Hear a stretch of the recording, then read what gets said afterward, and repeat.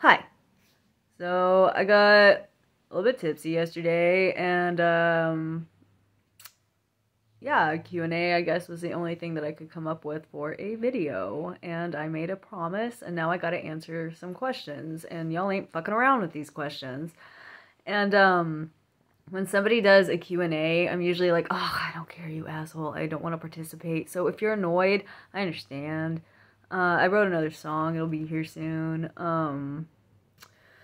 But I'm also just thinking of leaving a Q&A link below, because I think Q&As are kind of one of those things where, you know, the people who like them really like them. And I might just like once a month go through that thread and pick out some questions and like go through them or something. I don't know. If y'all are interested in that, I'll just leave it up there and do that. And because really, if I get any more, like y'all, like I said, y'all aren't fucking around with these questions, and if I get any more, this video is going to be like fucking 40 minutes long, and I'm going to be sitting here forever. So I think like maybe piecing them out just once in a while would be cool too. I don't know. If y'all like that, we can do that. And yeah, anyway, questions. So, what do you think of the Eugenia situation on TikTok? Which one? My favorite musical artists. My absolute favorite is Warren Zevon. I just think that he's the most brilliant songwriter that has ever existed, and I like how clever and his songs are just fucking brilliant. Hit Somebody and Mr. Bad Example, Things to Do in Denver When You're Dead. They're very smart and different. I've really never heard anybody that's like Warren Zevon, and I really like Radiohead. Leonard Cohen is another songwriter that I think that I'm really inspired by. But I'm not anywhere near on Warren Zevon's or Leonard Cohen's level of songwriting. That's just kind of, that's where I want to be, but it's not like I don't even understand how to write a song like they do. And Y and Cloud Dead, anything with Yoni Wolf, all of his projects I like a lot. And Tori Amos is one of my favorites. And Grateful Dead. I think Jerry Garcia is actually a really underrated songwriter too. I mean, like, as much as people really love the Grateful Dead, I know that they're a very popular band, but I don't hear a lot of people talk about how brilliant his lyrics are, and they're really good. But Atmosphere, Astronaut Alice, Eminem, Alt J. I had a Rainbow Kitten surprise phase there for a little bit. I like Anya, Sia. I mean, I really just, Lady Gaga, anything that's good. I just kind of appreciate anything that's good, I guess. This next question just says gay people. I don't give a fuck. Why would I care? I'm actually, I don't like to say, I'd rather come on here and say that, like, I've eaten pussy before than say that I'm bisexual. I just do not like the word bisexual. I don't like, it's, my straight friends think that I'm ashamed of being bi, but that's not what it is. It's not like that. It's more, I have to do a whole video on that again. Like, I think I already kind of touched on it, on how I felt about the LGBT. I don't really like the idea of your sexuality being a box that you have to be put in. I don't really like the idea, like, of coming, like, I don't feel like I ever came out. I feel like I just always was. And I am, and it's not like just an issue with politics. It's not something that I ever had to come to terms with. It's not something that, you know, it's, I don't know, maybe I'm weird, and fuck it. And they asked what I thought about therapy also, and I don't think it ever worked out for me, but I've been in situations with therapy that,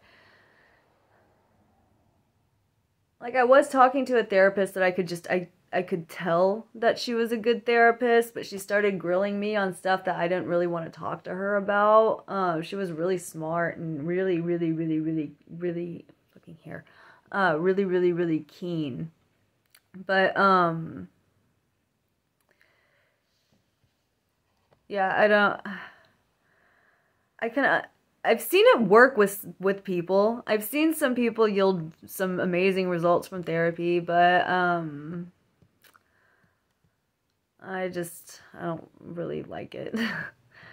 What's my history as a musician? I don't really consider myself a musician. I honestly think of myself as more of a writer who plays guitar, and that's just I don't like to listen to poetry. I don't like to listen to people read poems. I don't like to hear poems. Every time somebody tries to show me a poem, I'm like, oh. So I kind of just took it upon myself to try to learn an instrument because I would have rather written songs than poems, just because I just felt like I couldn't stomach that. I felt like it needed something more, and so the reason that I sing and I play guitar and everything, that's basically it. Am I a cat or a dog person? I prefer cats. I just think I'm lazy and dogs are very high maintenance. And they asked, how did I start my channel being real versus being PC? And I don't think it was ever really a conscious thought. I think I just turned on my camera and talked, and if people liked it, they liked it, and if they didn't, they can kiss my ass. Did I grow up religious? Yeah. I grew up in a Southern Baptist household. My parents were very much, they don't drink, they don't smoke, they weren't strict, but they were very, very religious. But I just kind of got older and I said, hey, Mom, Dad, I'm an atheist. Take me to a church, see what happens. And I wasn't that confrontational. Really, like at first they started threatening taking me to church whenever they figured out that I was an atheist. I kind of didn't tell them just because I didn't want to deal with it.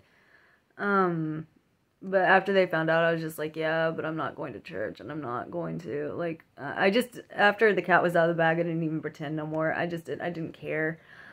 That was a whole thing. But, eventually, they just kind of got the fuck over it. And they asked, what places on Earth do I find beautiful? There's this island in, Yemen called Socotra, I think it's Socotra, and I could look at pictures of that all day, and there's like those 4K videos of like the Swiss Alps and stuff. I could chill out and look at those all day too. Alright, and then this next group of questions, they wanted to know about my tattoos, and I show you the ones on my arms. There's this anchor with plumerias, and it's just a cover-up. I had an ankh there, and I was like, what's in the shape of an ankh? And I came up with this anchor and took it to a tattoo artist, and they filled it in with flowers and stuff. You can barely even see the original tattoo. And I got Kenny.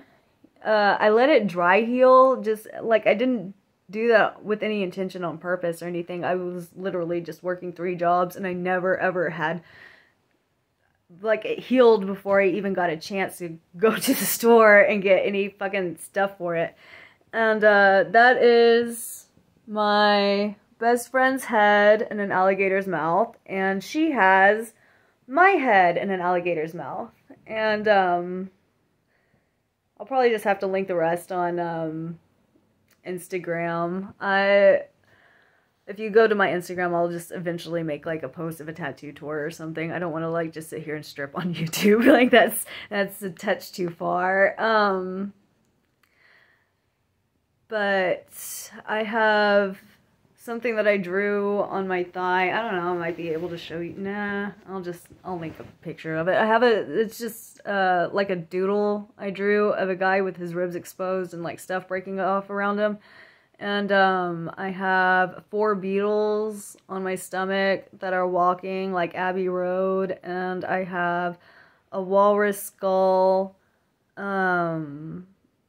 with the spinal cord and dragonfly wings on my back. That one's for the guy I killed who asked me too many personal questions. No, they're just, Oh yeah, and Don Quajo, did I? Honestly, they're all kind of cover-ups. So I just wanted to find like a really cool silhouette, and I was kind of in a rush to do it because I wanted some stuff covered up right here. I was 18. This is my first tattoo. I was covering up scars, and that's the same situation with this one. A lot of my tattoos are like that, but it's just like that's like a whole other thing. Anyway, um, my first name. My first name's Amber. What are some things that your long-term eating disorder has held you back from that I really want to do but can't imagine doing them until I'm ED-free or at my goal weight, and will it stop? I think the biggest thing that it's held me back from, because honestly, I'm probably taking some risk for saying this, but I feel like my ED has helped me in a lot of ways with a lot of stuff, but then it's also the biggest hindrance on my life is probably how bad it hurts all my relationships.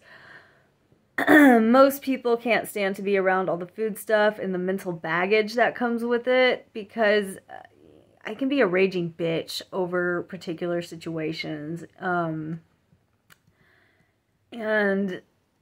I guess there are a lot of things in it. It just pushes people away. And it's, you know, it's not only like that you're this hangry bitch all the time, or that somebody is like setting you off because they said the wrong thing at the wrong time, or they pointed out something that they thought was entirely innocuous, like, oh, why is it bad to call her healthy? Like, people don't get little stuff like that. And also you get very isolated.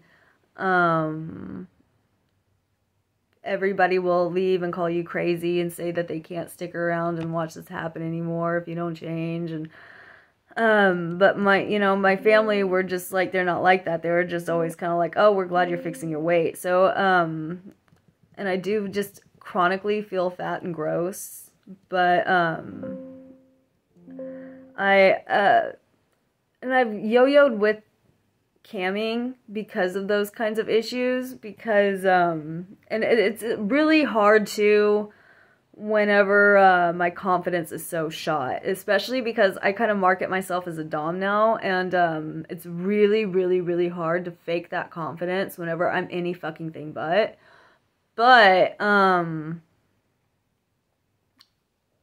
I guess I just kind of figured that if I hate my body anyway, I'm gonna hate my body no matter what, then I'm gonna go fucking make money. And this question says, if you had 2 minutes to speak to the entire world, you're center stage and everyone has to pay attention, what would I say? Well, let me read that again. Okay, if you had 2 minutes to speak to the entire world, you're center stage, and everyone has to pay attention, what would I say? I guess I'd say we're all fucking up a lot more than we think, and we're a lot more alike than any of us think, and I guess it's a shame we're also different in ways that we refuse to understand. I don't know. Might come back to that one. I'm gonna think of a better answer and be really pissed off at myself later.